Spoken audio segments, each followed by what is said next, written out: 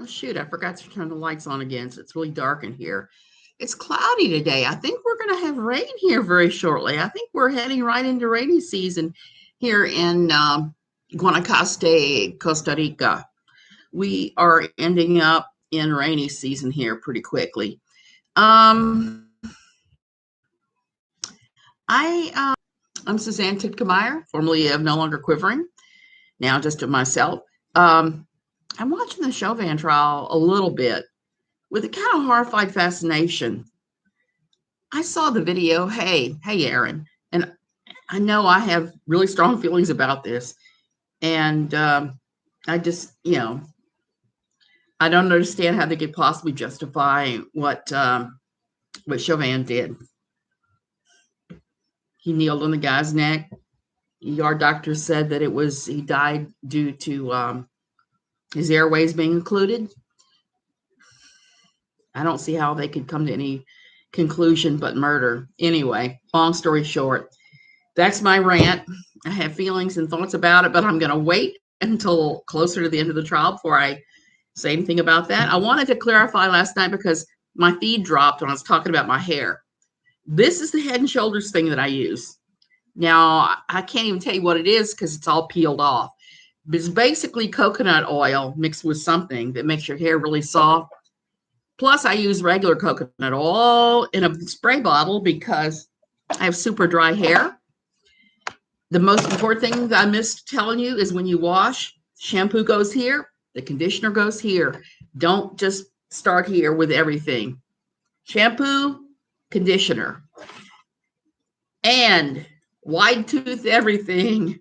Very gently, very gently, gently, gently. You don't tug on anything. So you do those things, it's actually doable to have long hair. And I only have long hair now really because of the pandemic. Pandemic hit, I quit getting haircuts. So I'm not sure if I'm going to continue to have long hair once the hairdresser is still open or what. I'm tempted to shave my head because this stuff is seriously hot. So I want to talk a little bit today about life with a disability because I know so many people have so many problems.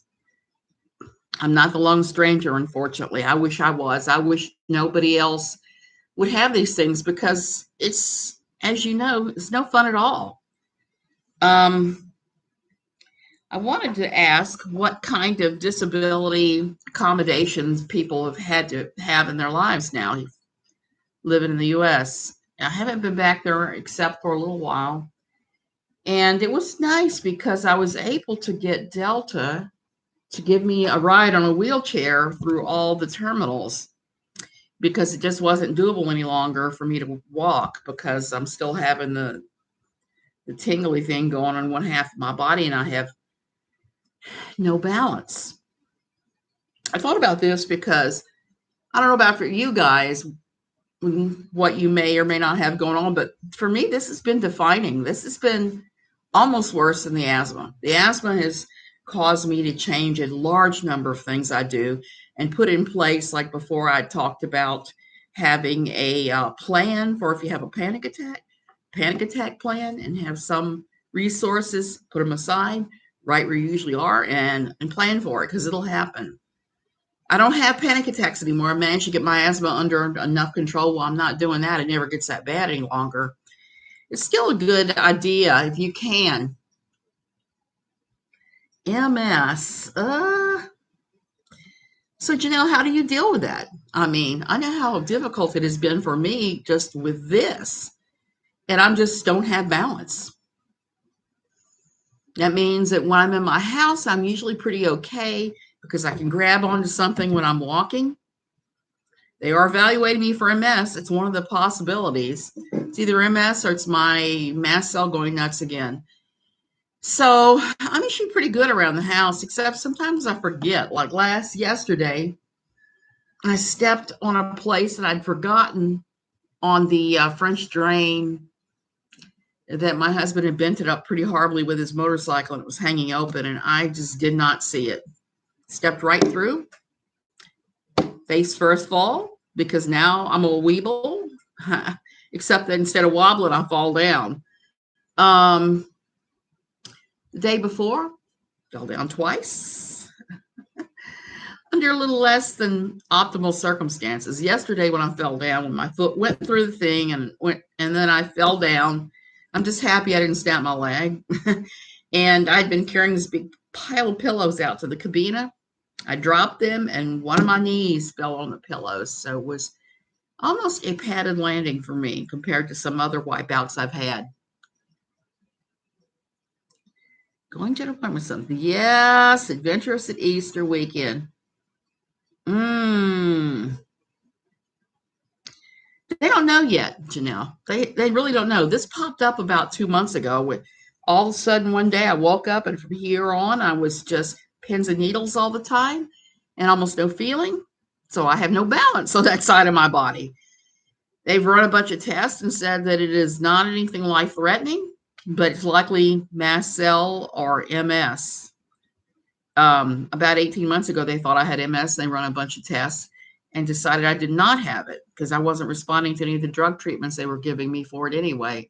So who knows? This is round 2 of them thinking I might have MS. I have to get to a neurologist in San Jose, which is about 5 hours away. And to get an appointment, it's months and months. So it's going to be some months before I can go to a neurologist and have more CT scans, which I've had on my head enough. So they can't determine if what's in my head is actual lesions or not. I don't know. I just know it's really confusing, pain in the ass, and I don't know. Hey, Aaron L. Pins and needles. Oh, so we have the similar things going on. I don't know how you cope with it in that part of your body. When you wake up in the mornings, is it surprise you to wake up that way? Because for me, the worst thing is waking up in the morning and all of a sudden pins and needles, pins and needles, pins and needles. And I'm going, what the hell? And then I remember and go, oh yeah, I forgot about that. Right now, the only thing they have me on is Lyrica and all the zillions of things I take for my mast cell. But I'm looking at what this is going to look like for the rest of my life, just in case this is the rest of my life and it doesn't go away. It's going to seriously impact that. So let's talk about that. Janelle, since you're the person besides me that's having this going on, I find it's easier to go someplace like Target where I can hang on to the buggy, because if I have a shopping cart, I'm fine. I am absolutely fine. Pins and needles for 35 years. Oh my. I don't know how she did that. Until they put me on Lyrica at night, I couldn't even sleep at night. It would keep me awake. The constant pain would keep me awake. And you know how they've gotten about giving anybody any kind of pain relief for anything. Carpal tunnel. Yes. I had carpal tunnel surgery too. I've had that. And you're right. It feels a lot like that.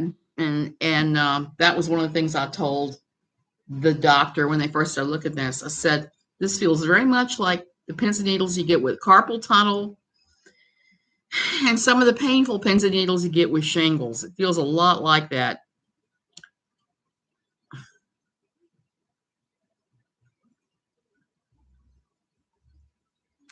It is frustrating. And that's the thing. There's so many things I think that people are coming down with that there's just not enough good medical knowledge about. It took me forever to find a mast cell doctor, to find the right one. And that was with the help of my critical care pulmonologist, who was sure I had mast cell, but did not know where to send me for it, who was treating me for it, was giving me all the drugs and things. But to get the actual diagnosis and to get to the right physician was quite the trial. And I think that may be what's going to happen here. It just may be I'm going to have to go. 3 different muscle relaxers. Medical marijuana seems to help, but very expensive. Oh, autism.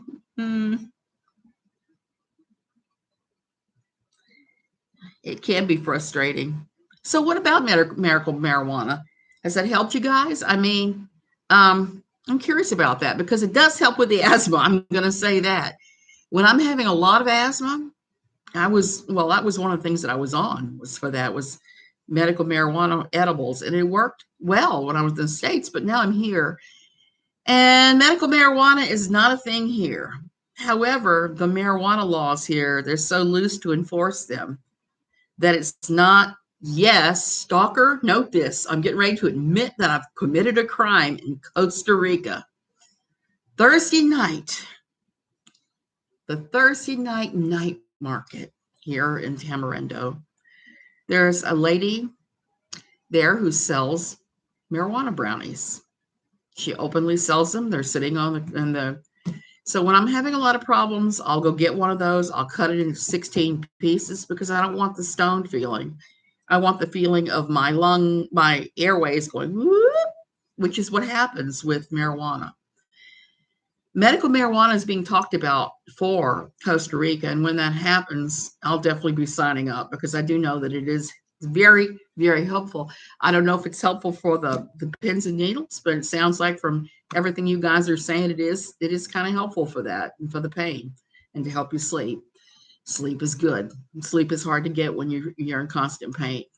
I'm not on any muscle relaxers or anything, except for those rare times when I fall down and sprain something, then I will use them then. I have been here almost 4 years now. Almost 4 years. I've passed that 2-year hump where people realize they can't handle it and they go home. That's why I started talking about Costa Rica and I started writing about it. Was because a lot of people come here thinking it's going to be the tropical paradise they had on their vacation. Well, it is, sort of.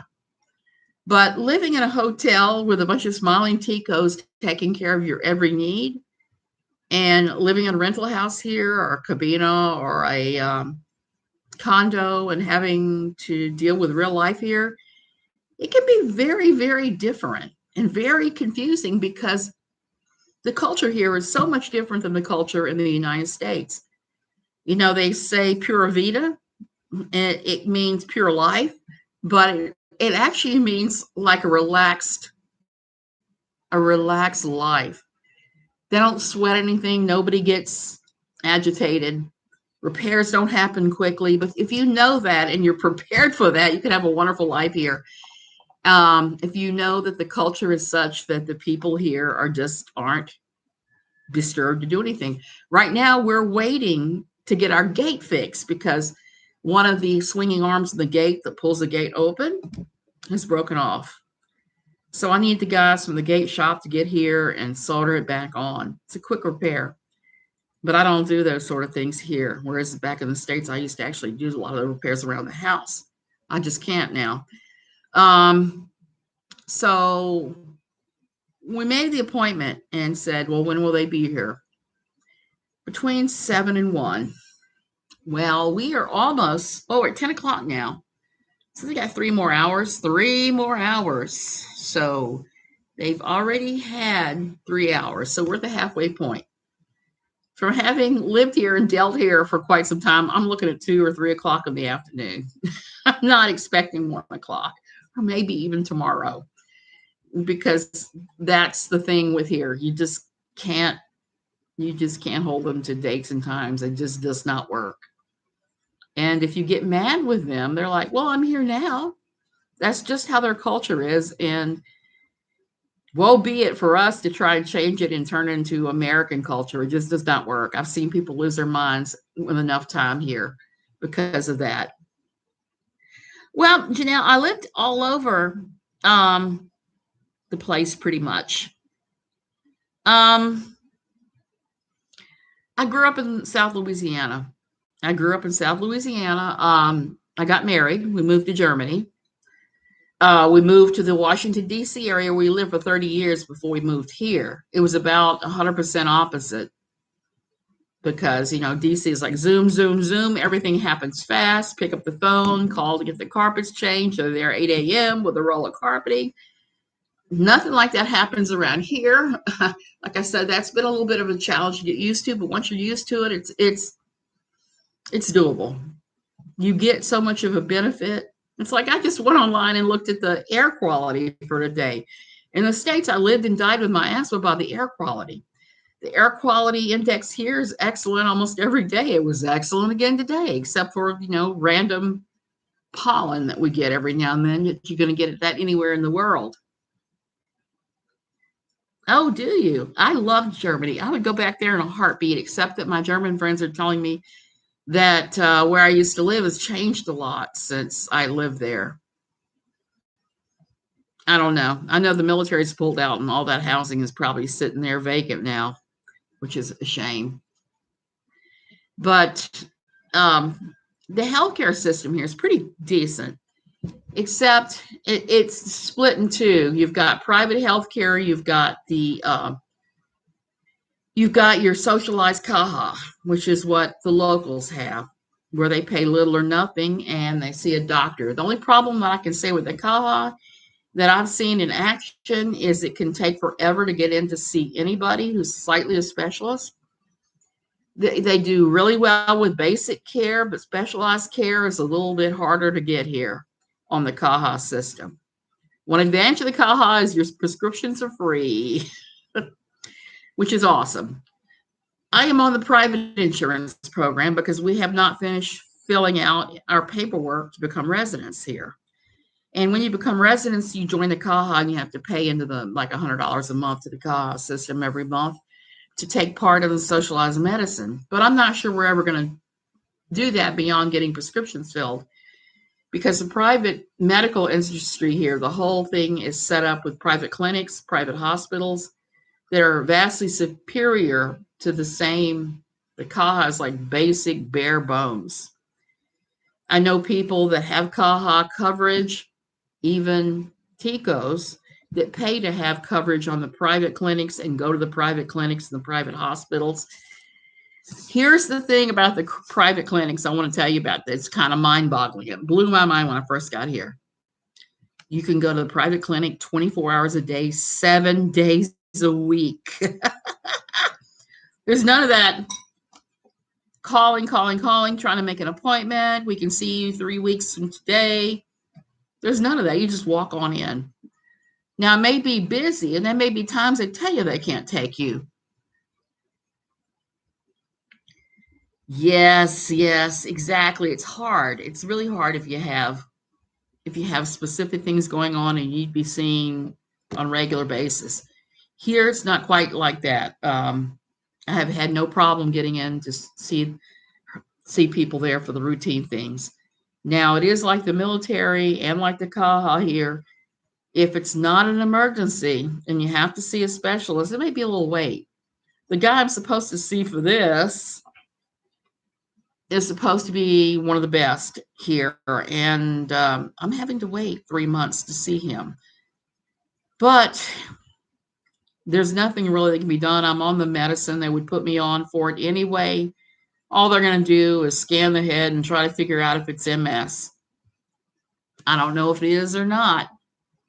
So going into the clinic, to me, any time of the day or night is good. The only time it's not been good is just a couple times. One time I was sitting in there waiting, and a woman came running in screaming with her hand all wrapped up.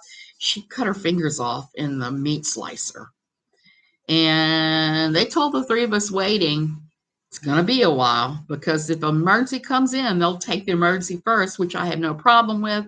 And since I was there just for a follow-up on my asthma, I was like, I will come in later. I don't have a problem coming in later. See you later. The other good thing is almost everything is over the counter,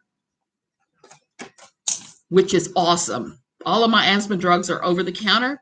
Just walk in. The great thing about it is the medicine I was using in the States is now black boxed and hard to get. Nobody prescribes it anymore. So when I had to find a new nebulizer solution, okay, if you do it in the States, okay, this little box of 10 vials. This is a box of 10 vials. Okay, CombiVent. To try another nebulizer solution, the doctor has to write you a prescription. You have to have an appointment. They write you the prescription. They don't give you the 10 vials or the 2 vials or the 1 vial to try. you have to buy a giant box of this crap, and it's quite expensive, even with insurance. And for each one you want to try, you have to have a separate appointment and a separate prescription by a separate giant box. Here, since everything's over the counter, when I started looking around and I said, well, let me try the different ones. Let me see what's going to work for me. I was able to walk in and get individual vials, like one or two of each one of the ones I wanted to try, to see how they did. And it was way cheaper than having to buy box after box after box and take appointment after appointment to have that happen. Makes a whole lot more sense. Now, the only things that are really prescription here are you have to have a prescription if it's any kind of narcotic, if it's any kind of like Xanax, stuff like that. Those are all prescription drugs. And some of the psychiatric drugs are prescription, not all of them, just some of them. It seems to be mostly the drugs that you can use to get high are prescription. I was always surprised to find that Lyrica is not prescription here, because I know it can also be misused to get a high, in my understanding. I don't know. But being able to walk in and get these drugs, get 2 vials of each thing, was the most helpful thing in the sun. And my insurance is really good about covering everything here. My doctor's visits, the entire doctor visit runs what my copay in the States used to run. So all I do is I just pay all that stuff right up front, turn around and submit it to my insurance. And the insurance is pretty good about reimbursing me. Now, I am waiting to see what's going to happen because of COVID, because we have these 10,000 COVID tests. So far, they have covered my COVID testing here. Okay. Well, we had to get out and leave and come back in early March, almost a month ago. And the U.S. wanted us to have valid COVID tests. So we went and we had the test run, and they were much cheaper than they had been. So we had the test run. I've gone ahead and submitted them to the insurance company. I've heard nothing back yet or whether they're going to cover them. So I'm kind of sitting on pins and needles because it wasn't a medical necessity. It was the country forcing us to do it. So we'll see what they do on that. I'm going to let everybody know. We're talking about that on a lot of the Costa Rica sites. We have a lot of, I guess you'd say, Facebook groups. And they're always a good information source. That's how I found out who was doing the tests quickly and who was not. People share that stuff all the time, just like where to get stuff done, who not to use for things, who to use. I always tell everybody, I try to figure out what's going on with your health. Yeah, it's really frustrating, but it is what it is. I went through this with mast cell, so I'm not mad to be going through this again with whatever this is, because I've learned that if you have anything odd, anything off the bubble, it's just going to take a long time and a lot of doctors to figure out what the heck is going on. And I know people that never figure it out.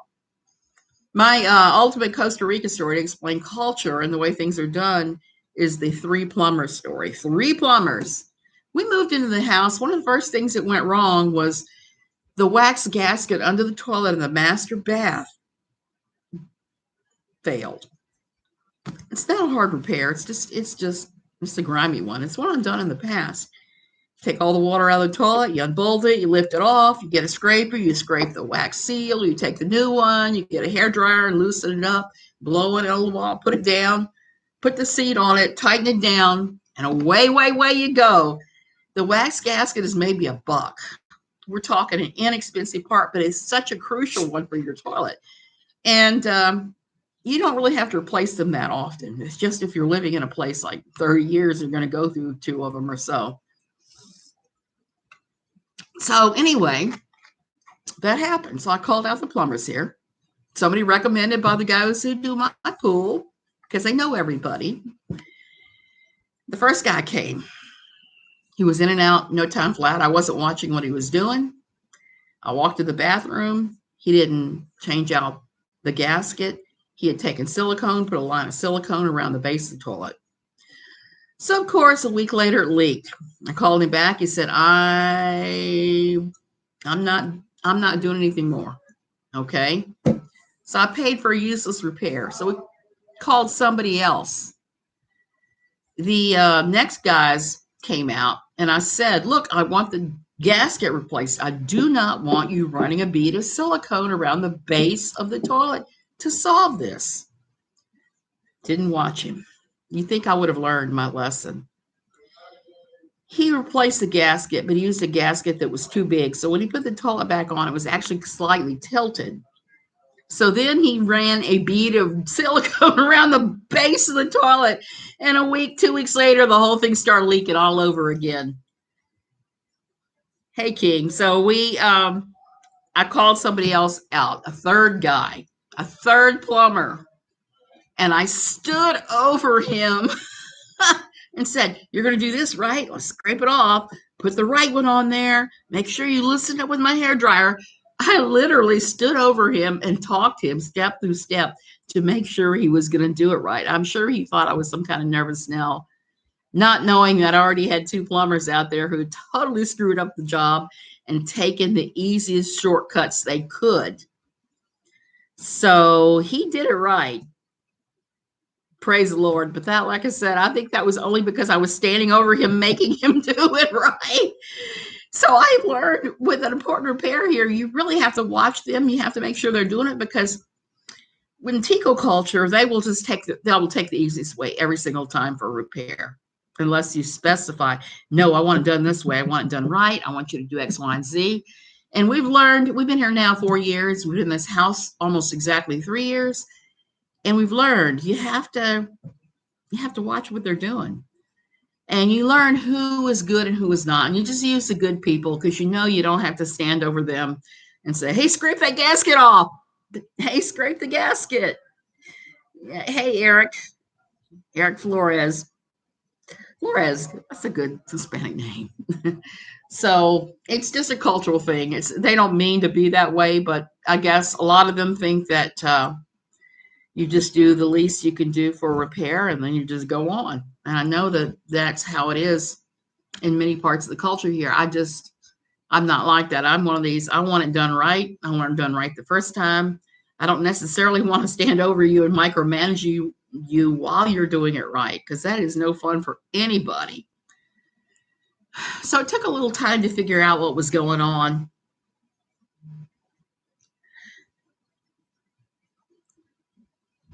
Yeah. Yeah, well, you learn, and you learn to pick up signals of who is good and who is not. We were talking about that this morning, because there was a guy that we called to come repair the gate the last time it broke. And he quoted us, I mean, a ridiculous price, like $900. And we'd only paid about $1,000 to put the system in to open it and shut. Before, we used to have to open it and shut by hand. And you talk about a pain in the butt. Get out of the car, unlock the small door, walk through, trudge through, take the chain and the bar and the lock off, open the doors, drive on through, repeat, rinse. So we just went with it. So anyway, he quoted us this huge amount of money, like $900 on this $1,000 thing that he put in. And we were like, hey, wait a minute. So we started looking around. We found a place that does the repairs. That's all they do, is repairs and locks and things. And they're very reasonable. I mean, very reasonable. So you figure out quickly who's trying to give you what I always call the gringo shuffle, which is to try to overcharge you. And that's more of a problem anyway, only in areas of the country where you have a lot of Americans and you have people thinking, I am just going to charge them extra because they're rich gringos. There are people that will do that. But it's mostly, like I said, we're in a tourist area. We're on the Gold Coast, and there are some people that are just going to do that. And that doesn't mean you have to cooperate with them. It doesn't mean you have to let them in the house to do the job. Just saying, well, thanks for your estimate. I'm going to talk this over with my husband. And usually that means, for me, it's like, nope, it's too expensive. We're not doing it. And like I said, that is the breaking point, the determinative point for a lot of people when they come here. Are you going to let the culture break you, or are you going to learn to live with the culture? That's the breaking point. And it seems to come almost exactly at 2 years. So many times you see people show up, buy these $1 million condos, and 2 years later pack up and go. It's not for everybody. But that's why I started talking about it, why I started trying to write my book, because there are a lot of really great things. And I hear my husband in there, he's cursing and carrying on about something to do with his cell phone, I'm sure. There's nothing but problems with technology. He is not technical. I always call him the Craven Luddite because he has such issues with it sometimes. It's I try not to.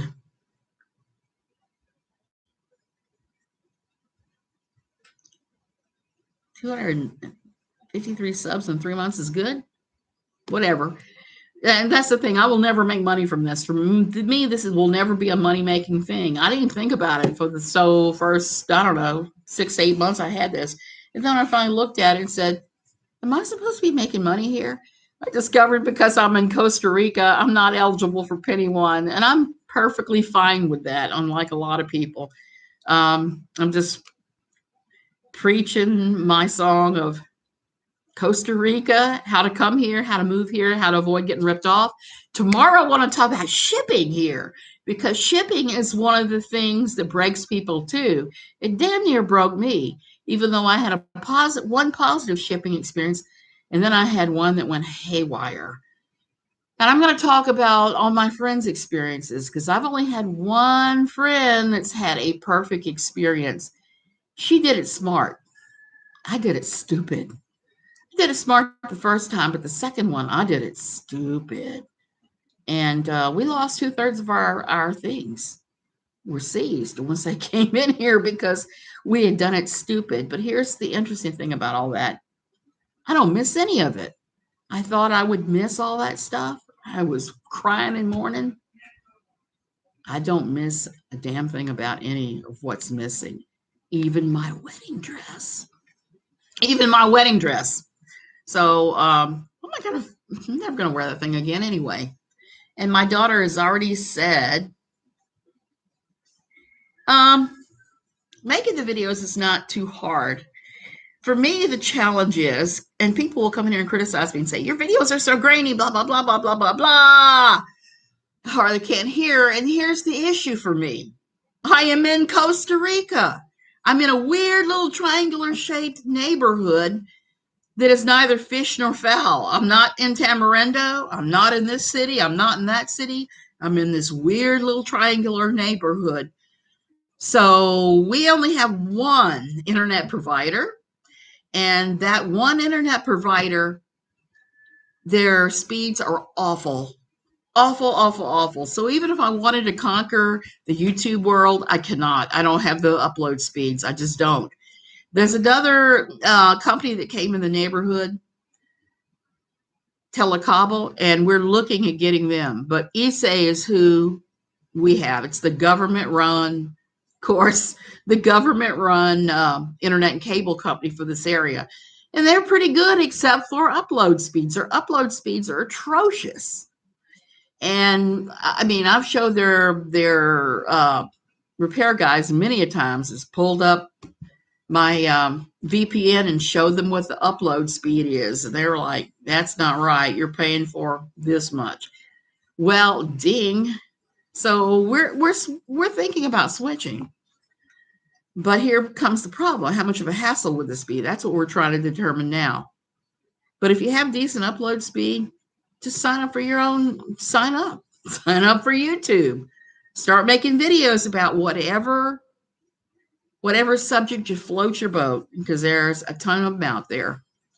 I originally started my YouTube channel to tell Larry Solomon where to go when I was still running for NLQ, and ended up going on it to tell Catherine Paulson where to go.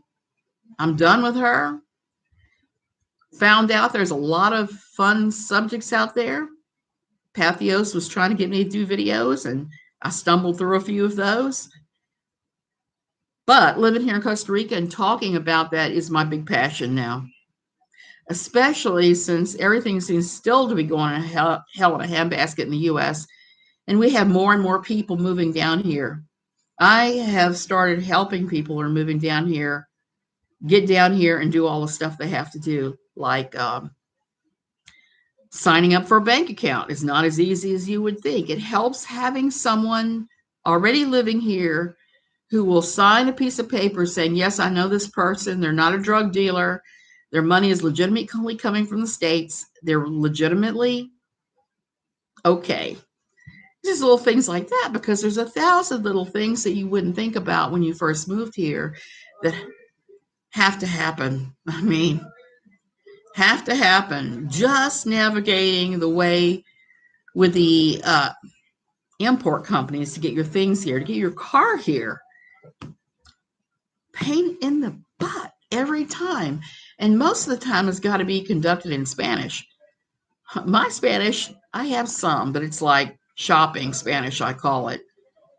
I can make small talk, I can shop, I can do those things, but I can't have long theological conversations with anyone. I just don't have that kind of vocabulary. My husband does, and he's helped a number of our friends now. So now you've heard me rant about everything under the sun. I have a calming voice.